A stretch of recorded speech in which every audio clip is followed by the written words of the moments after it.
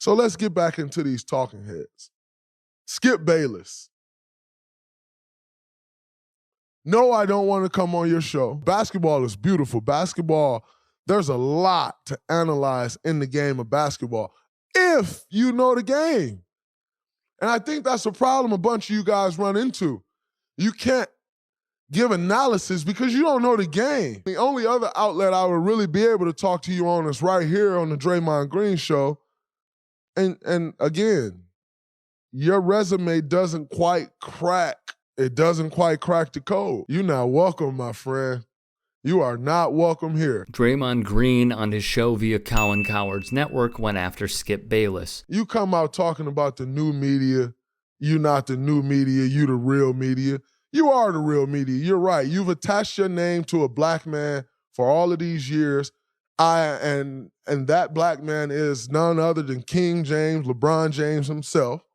And you tried to tear him down as much as you can all these years. So you're right. You are the real media. You are exactly who I speak of. And Draymond may have a point here. LeBron's had way more all-star help than Michael ever thought about having. My eye test tells me that Michael's better. We're just sort of doing vacuum to vacuum, just what do they look like?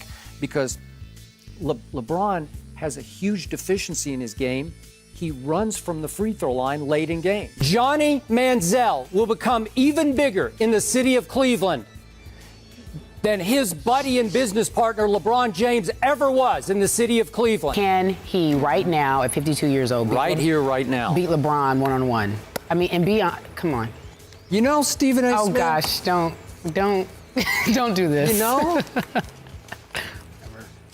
He just might be don't do He this. just might be able to. LeBron James was made for the regular season. Michael's 100 times better winner than LeBron James. Because from cold pizza to First and 10 to the show evolving into what is First Take today, this has been an endless cycle. Skip Bayless has espoused since 2003 that has enriched him with deal after deal after deal.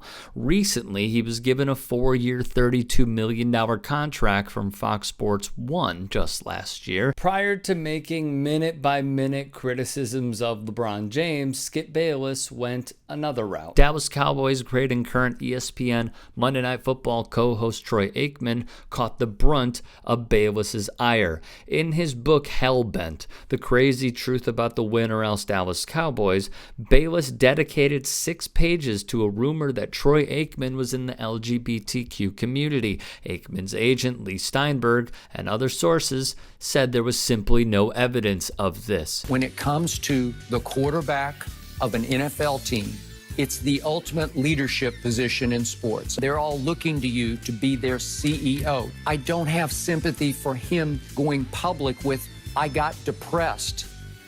I suffered depression early in COVID to the point that I couldn't even go work out. To Draymond's point, if this is what, in his words, old media is about, like ripping Dak Prescott's open bouts of depression, they can have it. This is just personal preference on my part. I'm not taking a shot at him about this, but he's a little heavy, and I wouldn't want my head coach in the National Football League to not look the part at all, because you got to stay in some semblance of condition to show that you know who you are and what you have some confidence in yourself, right? If the old media, per Draymond once more, is about body-shaming coaches instead of focusing on their performance, they can have that portion of analysis as well. As a writer for the Dallas Morning News in 1983, Bayless printed the N-word when doing a story on Kareem Abdul-Jabbar. He asked in his title why Kareem was so bitter. In the early 2000s, NBA Hall of Famer Charles Barkley teased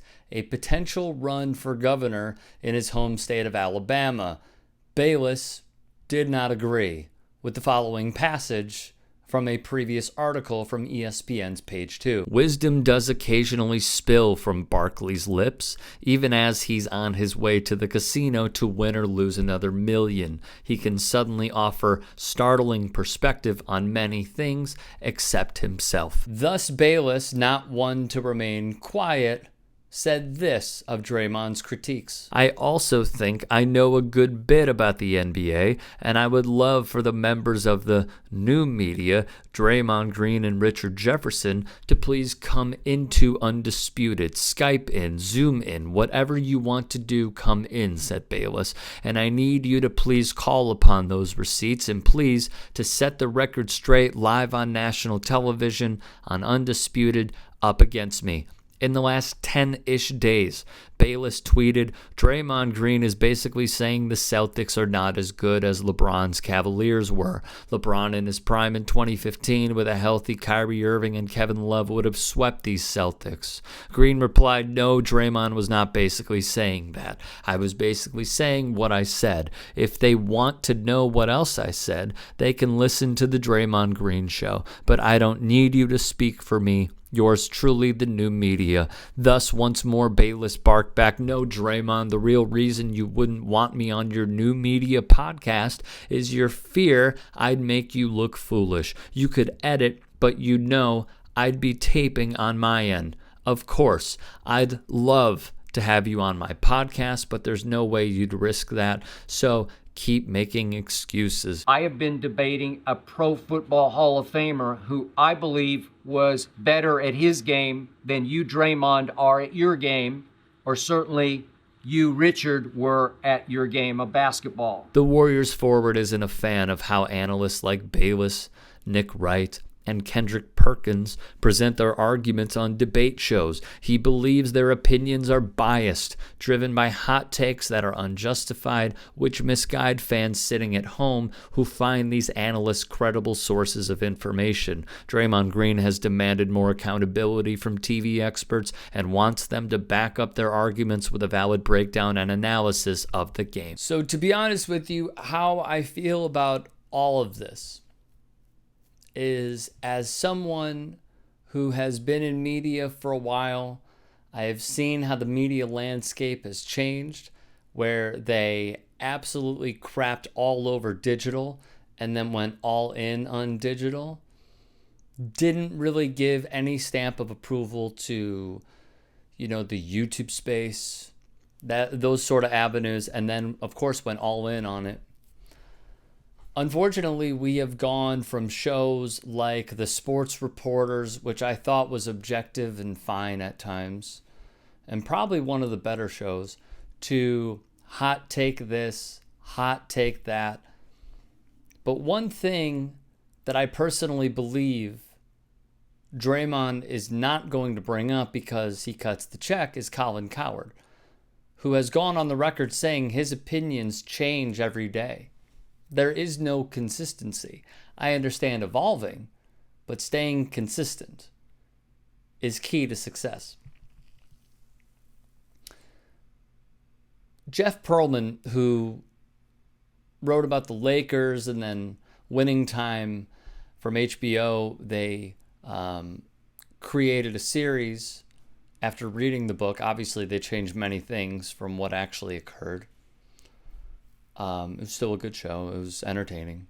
Jeff Pearlman has said that the media industry is decaying because you see journalists and those who are supposed to be credible schmoozing to teams, to executives, to athletes.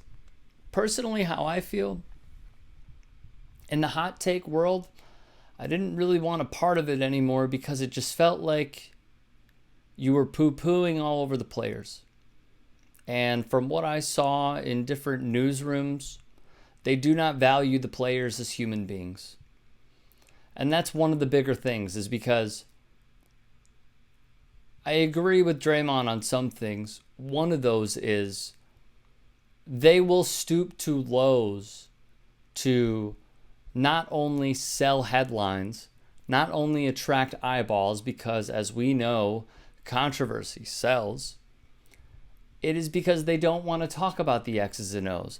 But I also think what Draymond needs to realize is there was an audience for that because it sold.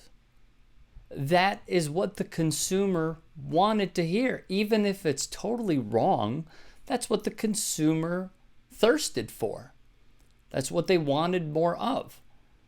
So as much as we are critical, and I certainly am as well, of what he calls old media or traditionalists who have then revamped their careers to being hot takers 101, I think we also need to think about audience development and what the audience clings on to. Because I truly believe there is a market for the X's and O's and breaking down different aspects of the game. But unfortunately, a lot of people are not going to want to hear that stuff. And I think that is the embodiment of what we have seen with many media figures becoming uber powerful and uber big.